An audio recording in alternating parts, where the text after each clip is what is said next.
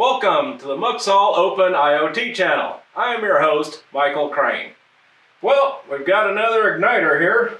This is a ceramic igniter that I bought. It's a Chinese ceramic igniter.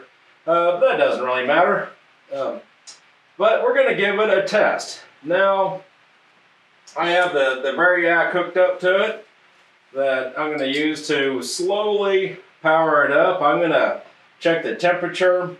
I don't want this thing to catch on fire like our last one, but it should go all the way up to 110, 120 volts. I forget what the specs are on it, but I know the power here in the lab is about 125, I think. So, and I went ahead and I just have a connector on it. It's just plugged into the Variac. So let's just do it, right? Okay, it's heating up.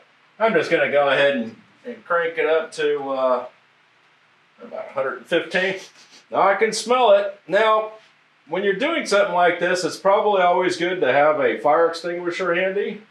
I don't have one. And I was just checking the voltmeter there.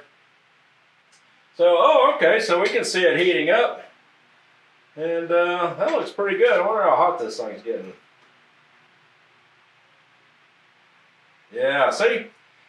So, that's the thing. Remember the other one? It was catching on fire. Well, it's getting pretty darn warm. But that's the thing. So, anything that conducts electricity, well, conducts heat well. Ceramic is not a very good conductor.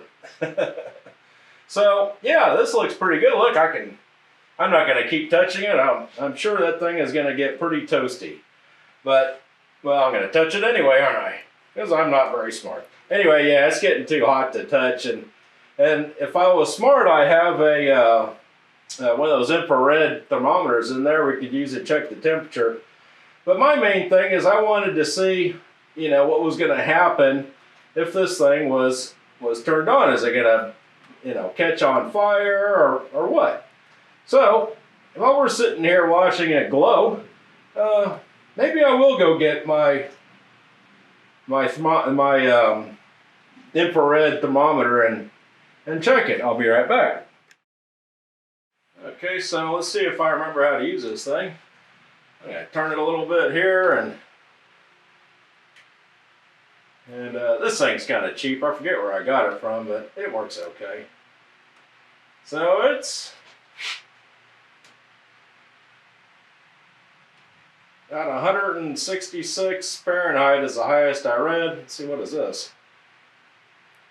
Well, I don't believe that. Maybe I'm using it wrong. Oh, here we go, 357. Now I believe that, but I doubt if this part down here is 357. Let me shoot something cold.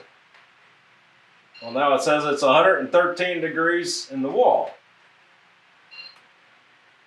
Yeah, so I don't really believe this thing either. And I'm not going to sit here and try to calibrate it on video.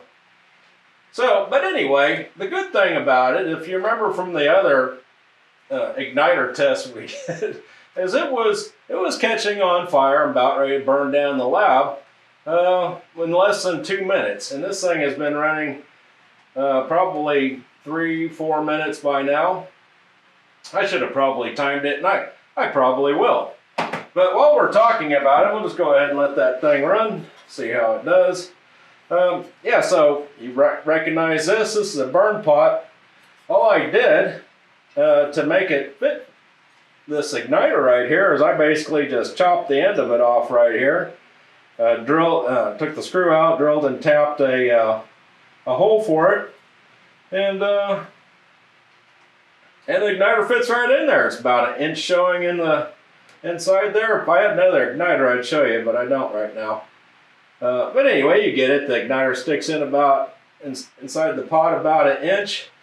So that'd be about that much right there sticking in. That should be plenty. And yeah, that thing's nice. So these things are supposed to last 100,000 cycles.